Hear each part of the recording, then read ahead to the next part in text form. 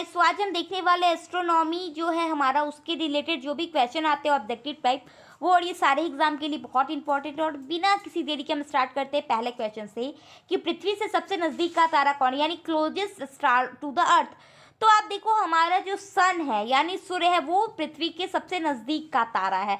But ये सबसे नज़दीक है इसलिए हमने इसका एक खास नाम रख दिया जो कि सूर्य है। फिर नेक्स्ट क्वेश्चन है कि सूर्य में सबसे नज़दीकी चमकीला तारा, यानी सूर्य तो अर्थ से सबसे नज़दीक है, बट सूर्य से सबसे नज़दीक का तारा बताइए। तो इसका सही आंसर प्रॉक्सिमा सेंचुरी हो जाएगा। ये आप याद कर लोगे, बहुत सारे एग्जाम में आता है। थर्ड क्वेश्चन है तारों के समूह को क्या कहते हैं, यानी what is a group of star called. तो इसका आंसर हो जाएगा आकाशगंगा यानी गैलेक्सी। और हम आप देखो, जैसे अगर हमने कहा कि सूर्य क्या है, एक तरीके का तारा है, लेकिन ये हमारा तारा है इसलिए हमने इसका एक प्यार से नाम रख दिया सूर्य।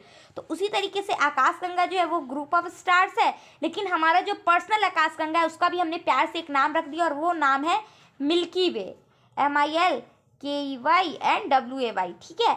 तो मिल्की वे आप देख लो, के ई नहीं होगा, मिल्की वे होगा सिर्फ, ठीक है। तो मिल्की वे आप देख लो, इसको हिंदी में हम दुग्ध मेखला कहते हैं। और यहाँ हिंदी इंग्लिश दोनों है, सो लैंग्वेज कोई इशू नहीं होगा। फिर सूर्य कितने दिन में मंदाकिनी का चक्कर लगाता है, यानी in how many days does the sun orbit the Milky Way.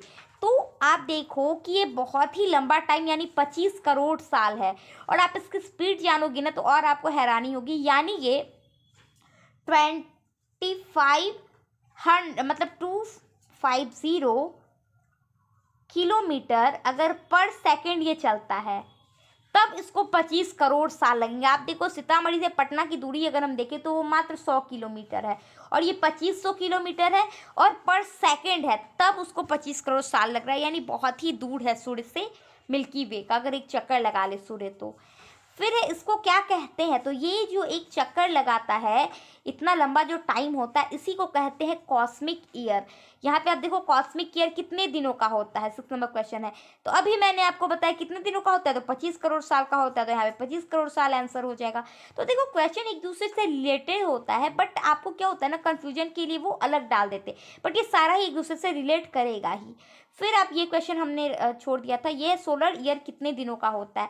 तो जब अर्थ सूर्य का एक चक्कर लगा ले तो उसको हम लोग कहते हैं क्या, सोलर ईयर कहते हैं।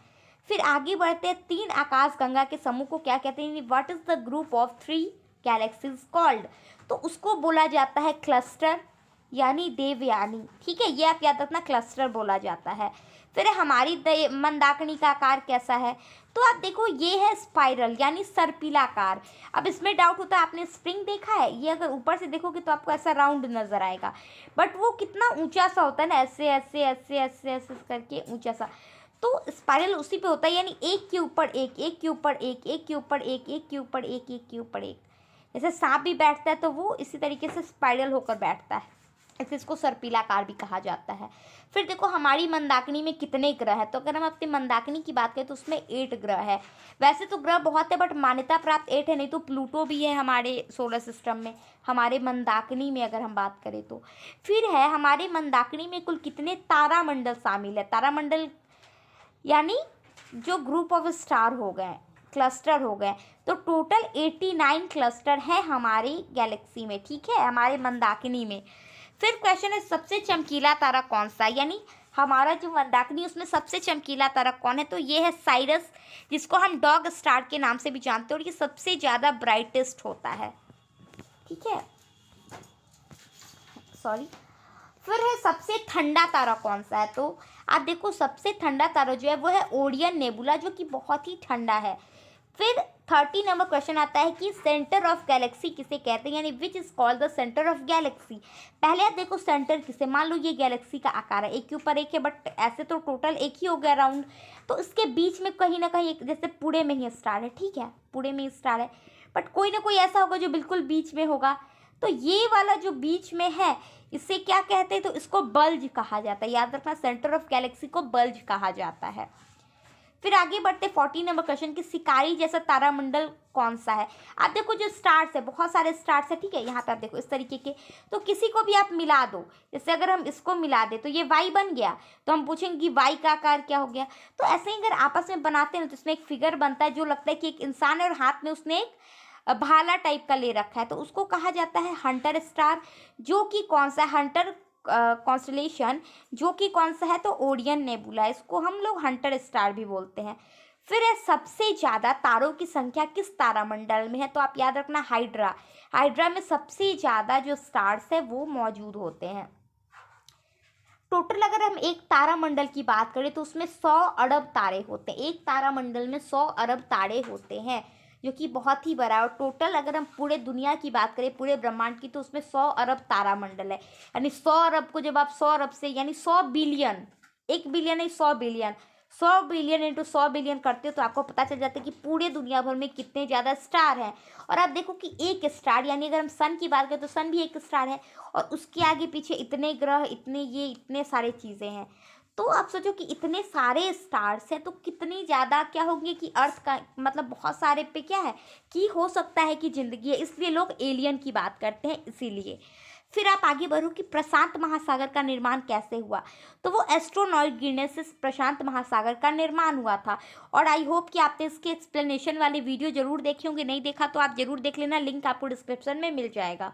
फिर है सबसे लंबी धूमकेतु का नाम क्या है, जो सबसे लंबी धूमकेतु है उसको क्या बोलते हैं, हेली बोलते हैं। धूमकेतु यानी कॉमेट्स, ये मैंने पढ़ाया है, सो यहाँ पे हमें बस याद कराना है, आपको समझाना नहीं है उतना। फिर 19 नंबर क्वेश्चन कि सूर्य में कौन सी गैस का संलयन होता है, यानी which gas fuse in the sun, तो देख लो हाइड्रोजन और हीलियम, ठीक है, हाइड्रोजन और हीलियम का संलयन होता है सूर्य में। और सूर्य किस फॉर्म में है, सॉलिड लिक्विड गैस की अगर हम बात करें तो वो है प्लाज्मा में, ठीक है, यानी ना कि ठोस ना ही लिक्विड, दोनों का मिक्स, जेली बेली टाइप का, जैसे जस्ट जेली होता है ना उस शेप का है सन। अगर उस पर लात रखोगे तो सीधा अंदर चले जाओगे, ऊपर फ्लोर टाइप का नहीं है। फिर सूर्य का आकार पृथ्वी से कितना गुना बड़ा, यानी how many times bigger in the sun than the earth, तो आप देखो 3,32,000 गुना, यानी 2 गुना, जैसे अगर ये देखो ये है तो 2 गुना सीधा ये हो जाएगा। तो इस तरीके से इतना गुना बड़ा है, मतलब बहुत बड़ा है। अगर आप देखो कि आप जितने बड़े आप अपने घर, नहीं ये भी बहुत ज़्यादा हो गया, जैसे आप देखो कि आप एक सीमेंट का दाना लो और अपने आपका जो घर है सो, तो इन दोनों में जो रेशियो का आपका टोटल घर और इतना छोटा सा दाना सीमेंट का, ये भी बड़ा हो गया मुझे लग रहा है। तो उतना ही बड़ा क्या है सूर्य से, मतलब अर्थ से सूर्य है।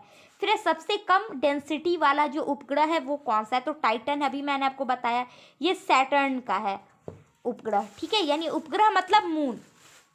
उसके बाद आता है क्वेश्चन कि पृथ्वी से चांद की दूरी कितनी है, तो आप देख लो पृथ्वी से जो चांद की दूरी है वो 3,84,400 किलोमीटर है, ठीक है, आप ये याद रखना। फिर उसके बाद क्वेश्चन है सूर्य के प्रकाश को पृथ्वी तक आने में कितना टाइम लगता है, तो आप देख लो टोटल 8 मिनट एंड 16.6 सेकेंड लगते हैं सनलाइट को अर्थ तक पहुंचने में। वहीं अगर हम बात कर ले चांद की, तो चांद को बहुत कम टाइम लगता है, उसको 1.3, यानी ये मत समझना कि 1 मिनट और 3 सेकेंड, मतलब 1.3 यानी 1 सेकेंड और कुछ पॉइंट ज़्यादा। उसके बाद देखो चांद की तरह कला दिखाने वाले उपग्रह कौन कौन से, चांद का कला आप समझते हो, यानी फेज ऑफ मून। जैसे आप देखो चांद कभी पूरा निकलता है ना, कभी बिल्कुल नहीं निकलता है, कभी इतना पतला सा निकलता है, कभी थोड़ा आधा सा निकलता है, तो इसे ही चांद की कलाएं बोलते हैं, फेजेस ऑफ मून बोलते हैं। ये मैंने अच्छे से आपको पढ़ाया है। तो उसी तरीके से जो 2 उपग्रह है, यानी जो ग्रह है, सॉरी उपग्रह नहीं, मरकरी और वेनस यानी बुध और शुक्र, ये भी चांद की तरह ही कला दिखाते हैं, यानी कभी पूरा, कभी आधा, कभी बिल्कुल नहीं। फिर साल का सबसे बड़ा दिन कब होगा, तो आप देख लो जो 21 जून होता है ये साल का सबसे बड़ा दिन होता है। फिर आगे बढ़ते कि साल का सबसे छोटा दिन कब होता है, तो आप देख लो 21 दिसंबर साल का सबसे छोटा दिन होता है। फिर आप देखो 28 नंबर क्वेश्चन कि जब सूरज पृथ्वी के करीब होता है तो उसे क्या कहते हैं, ये मैंने आपको अच्छे से पढ़ा है, पेरीहिलियन और एपीहिलियन। तो जब देखो ये हो गया अर्थ और ये हो गया सन और ये हो गया अर्थ, तो जिस दिन सबसे नज़दीक रहेगा उसको हम लोग बोलते हैं, क्या बोलते हैं कि उपसौर यानी पेरीहिलियन, और जब सबसे दूर होता है तो उसको अपेहियल बोलते हैं, ठीक है। फिर है सबसे लास्ट क्वेश्चन हमारा कि सबसे ज़्यादा ठंड और सबसे गर्मी किस दिन पड़ती है, तो आप देखो जो 3 जनवरी का दिन होता है इस दिन सबसे ज़्यादा ठंड पड़ती है, और सबसे कम मतलब सबसे ज़्यादा गर्मी की अगर हम बात करें तो वो होता है 4 जुलाई। सबसे ज़्यादा गर्मी 4 जुलाई को पड़ती है और सबसे ज़्यादा ठंडी 3 जनवरी को पड़ती है। सो हमारा वीडियो हम यहीं पे रहने देते हैं और इस सीरीज़ में आपको और भी बहुत सारे इंटरेस्टिंग वीडियो मिलते रहेंगे इसी तरीके से टॉपिक पे। तो बने रहो चैनल पे और सब्सक्राइब जल्दी कर दो, नॉट सब्सक्राइब शेयर जल्दी कर दो। चलो thank you, bye bye, take care.